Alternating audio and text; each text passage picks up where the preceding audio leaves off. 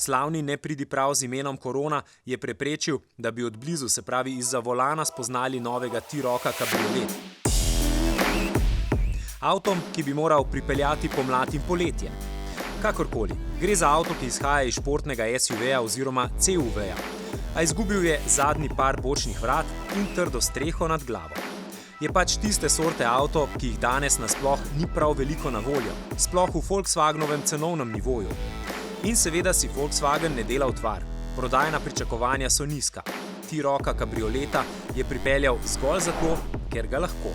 Ker ima vso tehniko, ker ima proizvodne zmožnosti in ker se bo s takšnim kabrioletom zagotovo dobro zapisal pri bolj premožnih kupcih, ki se ob vsesplošnem ukinjanju nišnih avtomobilskih oblik počutijo zapostavljene.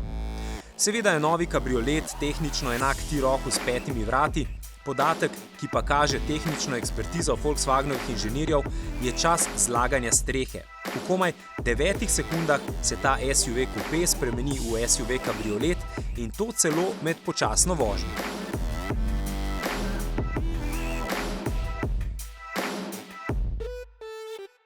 T-Rock je seveda ponudil bolj čustven dizajnerski pristop k SUV-jem.